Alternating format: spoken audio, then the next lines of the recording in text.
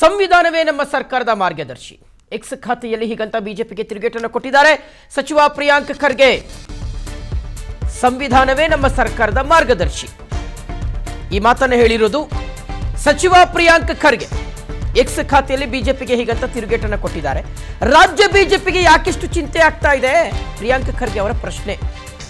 ನಾನು ಅಧಿಕಾರಕ್ಕೆ ಬಂದ 48 ಗಂಟೆಗಳಲ್ಲೇ ದ್ವೇಷ ರಾಜಕಾರಣಕ್ಕೆ ತೆರೆ ಎಳೆದಿದ್ದೀನಿ. ಸಂವಿಧಾನದ ಮೌಲ್ಯಗಳ ಆಧಾರದಲ್ಲಿ ಸರ್ಕಾರ ಮುನ್ನಡೀತಾ ಇದೆ ಅಂತ ಬಿಜೆಪಿಗೆ ಎಕ್ಸ್ ಖಾತೆಯಲ್ಲಿ ತಿರುಗೇಟನ್ನು ಕೊಟ್ಟಿದ್ದಾರೆ ಗೃಹ ಸಚಿವರಾಗಿರುವಂಥ ಪ್ರಿಯಾಂಕ್ ಖರ್ಗೆ ಅವರು. ನೋಡಿ, ಸುದೀರ್ಘವಾಗಿ ಬರೆದಿದ್ದಾರೆ. ನಾನು ಗೃಹ ಸಚಿವನಾಗಿ ಅಧಿಕಾರ ವಹಿಸಿಕೊಂಡ 48 ಗಂಟೆಗಳು ಕೂಡ ಆಗಿಲ್ಲ.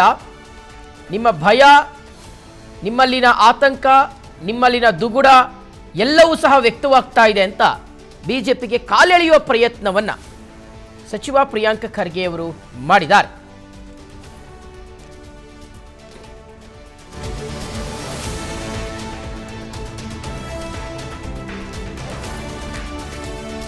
ಓಕೆ, ಸೊ ಒಂದು ಕಡೆ ಬಿಜೆಪಿ ಕಾಂಗ್ರೆಸ್ನಲ್ಲಾದಂಥ ಒಂದಷ್ಟು ಬೆಳವಣಿಗೆಗಳನ್ನು ಇಟ್ಕೊಂಡು ವಾಗ್ದಾಳಿಯನ್ನು ಮಾಡೋದು, ವ್ಯಂಗ್ಯ ಮಾಡೋದು, ಸೊ ಆ ರೀತಿಯಾದಂಥ ಒಂದಷ್ಟು ವಿಚಾರಗಳನ್ನು ಪ್ರಸ್ತಾಪ ಮಾಡ್ತಾ ಇತ್ತು. ಸೊ ಇದಕ್ಕೆ ಉತ್ತರ ಕೊಡುವ ಕೆಲಸವನ್ನು, ತಿರುಗೇಟನ್ನು ಕೊಡುವಂಥ ಕೆಲಸವನ್ನು ಸಚಿವರು ಮಾಡಿದ್ದಾರೆ.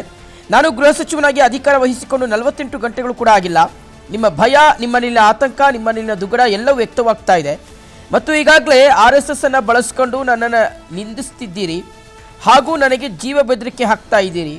ನೀವು ಮಾಡೋದನ್ನು ಮಾಡಿ, ಮುಖ್ಯವಾಗಿ ದಯವಿಟ್ಟು ನಿಮ್ಮ ಬಾಡಿ ಆಫ್ ಇಂಡಿವಿಜುವಲ್ಸ್ ನನ್ನ ನಮಸ್ಕಾರವನ್ನು ತಿಳಿಸಿ ಹಾಗೂ ನಿಮ್ಮ ರಾಜಕೀಯ ಮೇಲಾಧಿಕಾರದ ಸಂಘಟನೆಯ ನೋಂದಣಿಗಾಗಿ ದಾಖಲೆಗಳನ್ನು ಸಿದ್ಧವಾಗಿಡಲು ಹೇಳಿ, ಹೀಗಂತ ಪ್ರಿಯಾಂಕ್ ಖರ್ಗೆ ಅವರು ತಿರುಗೇಟನ್ನು ಕೊಟ್ಟಿದ್ದಾರೆ. ಓಕೆ, ಡೀಟೇಲ್ಸ್ ಕೊಡ್ತಾರೆ ನಮ್ಮ ಪ್ರತಿನಿಧಿ ರಂಜನ್. ಈಗ ದೂರವಾಣಿ ಸಂಪರ್ಕದಲ್ಲಿ ಜಾಯಿನ್ ಆಗ್ತಾ ಇದ್ದಾರೆ. ರಂಜನ್, ಈಗ ಗೃಹ ಸಚಿವರು ಬಿಜೆಪಿ ವಿರುದ್ಧ ತಿರುಗೇಟನ್ನು ಕೊಟ್ಟಿದ್ದಾರೆ, ಹರಿಹಾಯ್ದಿದ್ದಾರೆ. ಏನಂತ ಪೋಸ್ಟ್ ಮಾಡಿದ್ದಾರೆ, ಏನು ಹೇಳ್ತಾ ಇದ್ದಾವೆ ಆ ಸಾಲುಗಳು?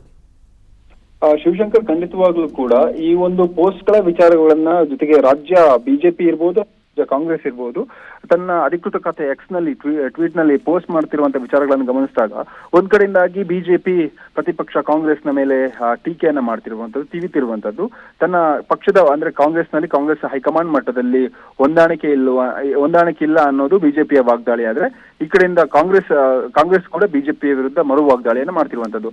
ಅದೇ ಪ್ರಕಾರವಾಗಿ ಈಗ ಏನು ಪ್ರಿಯಾಂಕ್ ಖರ್ಗೆ ಅವರೇನಿದ್ದಾರೆ, ಪ್ರಿಯಾಂಕ್ ಖರ್ಗೆ ಅವರನ್ನ ನಾವು ಬಿಜೆಪಿ ಪಕ್ಷದವರು ಹಿಂದೆಯಿಂದ ಕೂಡ ನಾವು ಅವರನ್ನ RS ವಿರೋಧಿ, ಜೊತೆಗೆ ಬಿಜೆಪಿ ಸಿದ್ಧಾಂತಗಳಿಗೆ ವಿರೋಧಿ ಅನ್ನುವಂಥ ನಿಟ್ಟಿನಲ್ಲಿ ಅವರನ್ನ ಪ್ರತಿಬಿಂಬಿಸಲಾಗ್ತಿತ್ತು ಅನ್ನುವಂಥ ನಿಟ್ಟಿನಲ್ಲಿ ಪ್ರಿಯಾಂಕ್ ಖರ್ಗೆ ಇವತ್ತು ಟ್ವೀಟ್ ಅನ್ನ ಮಾಡಿರುವಂತದ್ದು. ಟ್ವೀಟ್ ಅಲ್ಲಿ ಏನ್ ಹೇಳಿದೆ ಅಂತ ಹೇಳಿದ್ರೆ, ಸುಮಾರು ನಾನು ಅಧಿಕಾರವನ್ನ ವಹಿಸಿಕೊಂಡು ಸುಮಾರು 48 ಗಂಟೆಗಳು ಅಷ್ಟೇ ಆಗಿರೋದು, ಯಾಕಿಷ್ಟು ಅರ್ಜೆಂಟ್ ಮಾಡ್ತೀವಿ, ಯಾಕಿಷ್ಟು ನಿಮ್ಗೆ ಆತುರ ಇದೆ ಅನ್ನುವಂತ ಪ್ರಶ್ನೆಯನ್ನ ಬಿಜೆಪಿಗೆ ಮಾಡಿರುವಂತದ್ದು.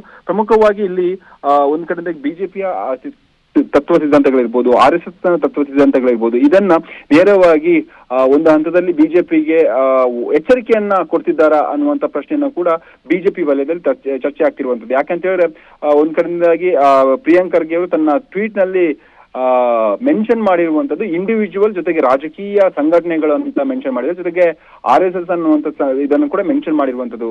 ಇದರ ಪ್ರಕಾರ ಗಮನಿಸ್ತಾ ಹೋದ್ರೆ ಎಲ್ಲೋ ಒಂದ್ ಕಡೆ ಪ್ರಿಯಾಂಕ್ ಖರ್ಗೆ ಅವರು ಗೃಹ ಸಚಿವನಾಗಿದ್ದೀನಿ, ಏನು ಬಿಜೆಪಿ ತನ್ನ ಜಾತೀಯತೆ, ಧರ್ಮದ ಆಧಾರದ ಮೇಲೆ, ಜೊತೆಗೆ ಹಿಂದುತ್ವದ ಆಧಾರದ ಮೇಲೆ ನೀವೇನು ಜನರ ಭಾವನೆಗಳಿಗೆ ಧಕ್ಕೆಯನ್ನು ತರುವಂತ ಕೆಲಸವನ್ನ ಮಾಡ್ತೀರಲ್ವಾ, ಈ ಕೆಲಸದ ವಿರುದ್ಧ ನಮ್ಮ ಸರ್ಕಾರ ನಿರಂತರವಾಗಿ ಹೋರಾಟವನ್ನ ಮಾಡುತ್ತೆ. ನಮ್ಮ ಕೆಲಸ ಇರುವಂತದ್ದು, ನಮ್ಮ ಆಡಳಿತ ಇರುವಂತದ್ದು, ಕಾಂಗ್ರೆಸ್ ಸರ್ಕಾರದ ಆಡಳಿತ ಇರುವಂತದ್ದು ರಾಜಕೀಯದಲ್ಲ, ಇದು ಸಂವಿಧಾನತ್ವವಾಗಿ ನಾವು ಕೆಲಸವನ್ನ ಮಾಡ್ತೀವಿ ಅಂತೇಳಿ ಬಿಜೆಪಿಗೆ ಟಾಂಗ್ ಅನ್ನ ಕೊಟ್ಟಿರುವಂತದ್ದು. Shivashankar, okay, thank you Ranjan ಡೀಟೇಲ್ಸ್ಗೆ.